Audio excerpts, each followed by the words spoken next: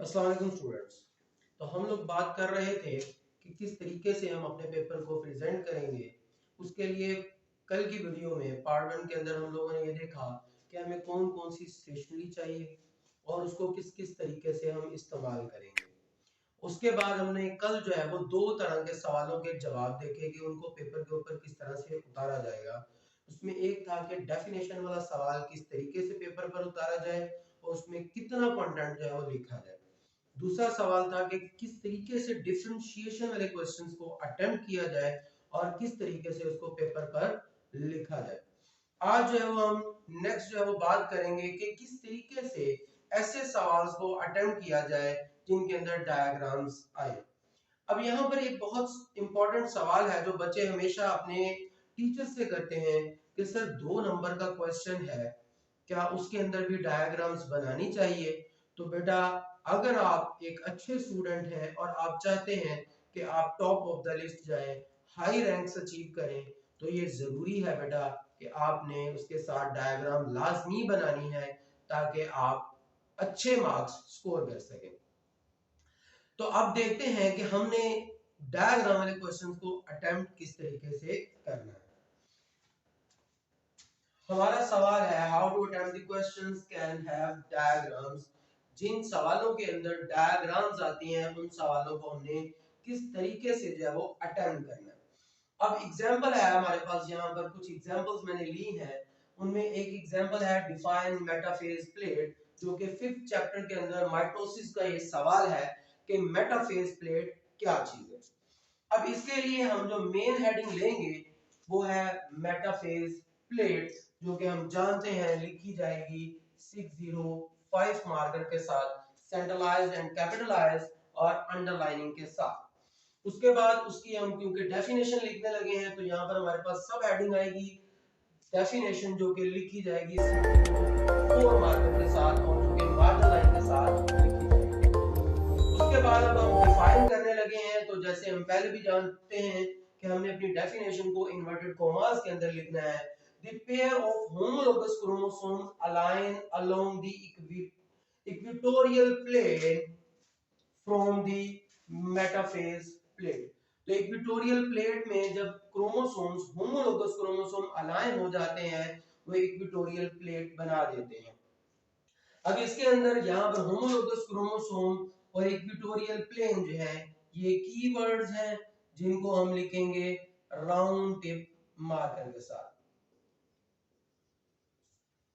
Round tip marker के साथ ये कीवर्ड्स हम लोगों ने लिख दिए।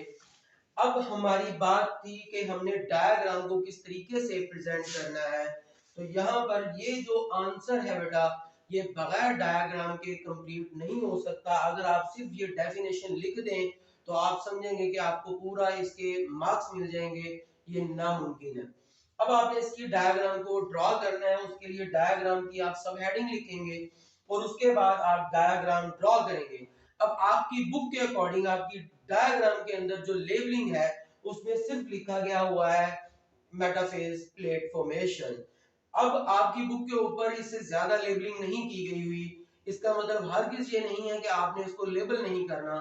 आपकी बुक के अंदर ये डायग्राम एक सीरीज के साथ बनाई गई है और उस सीरीज के अंदर बाकी सारी लेबलिंग उसमें उससे पहले वाली मराहिल के अंदर कर दी गई है।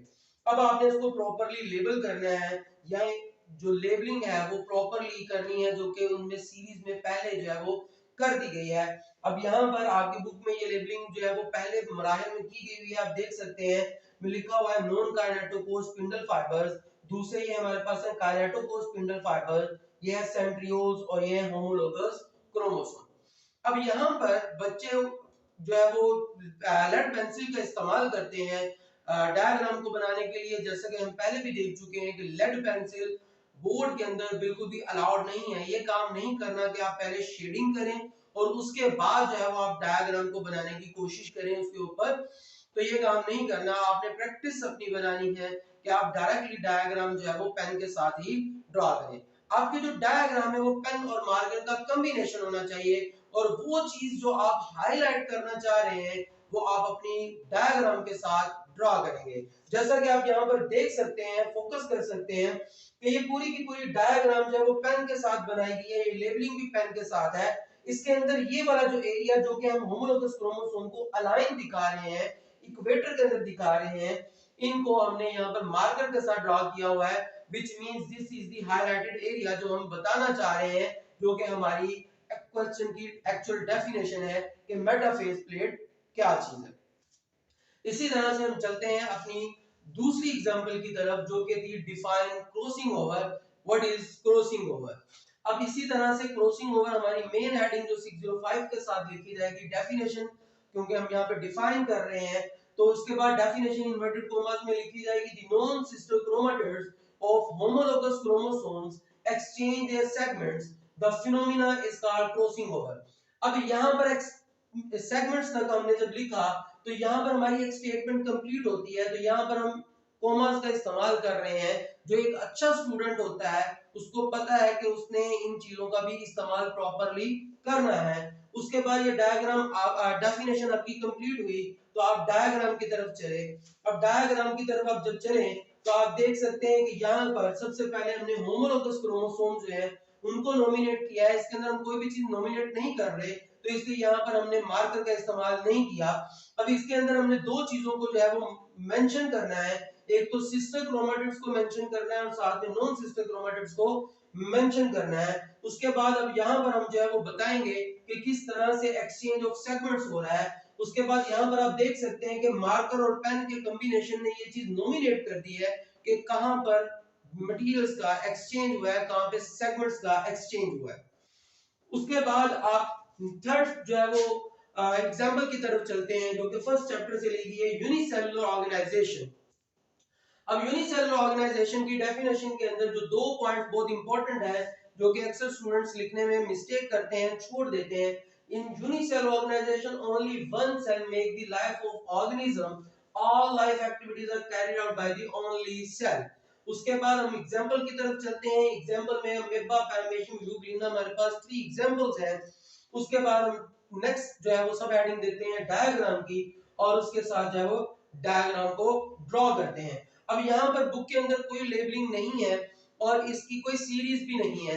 ये डायग्राम चूज इसलिए की क्योंकि बच्चों को पता हो कि इस तरह के डायग्राम के साथ कोई भी लेबलिंग नहीं होती, क्योंकि ना ये सीरीज में है। जैसे हमने पहली जो डायग्राम अपनी जो पहली डायग्राम में देखा था कि ये डायग्राम जो है वो सीरीज के अंदर बनाई गई थी, इसमें सीरीज में पहले लेबलिंग मौजूद थी। बट ये जो डायग्राम हम देख रहे हैं पैरामीशियम, इसमें सीरीज कोई नहीं है, इसलिए इसके साथ कोई किसी किस्म की लेबलिंग नहीं है।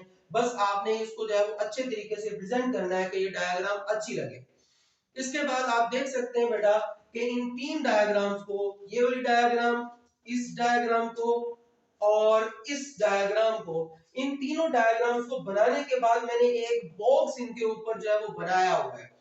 हमेशा एक डायग्राम ड्रॉ करने के बाद उन डायग्राम्स को बॉक्स के अंदर आपने जो है वो बंद करना है, और आपका कैप्शन इसी तरह से जो है वो बॉक्स के अंदर आना चाहिए, जो आप बताना चाह रहे हैं कि आप किस चीज के बारे में ये डायग्राम ड्रॉ कर रहे हैं।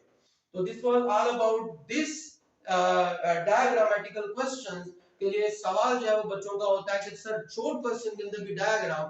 तो बेटा अगर आप ये सोच रहे हैं कि इन क्वेश्चन को बहुत ही टाइम लेकर आसानी के साथ लिखा गया है और ड्रॉ किया गया है, तो बेटा आपके साथ मैं नेक्स्ट जो है वो आपके साथ बिल्कुल ये साथ शेयर कर रहा हूं।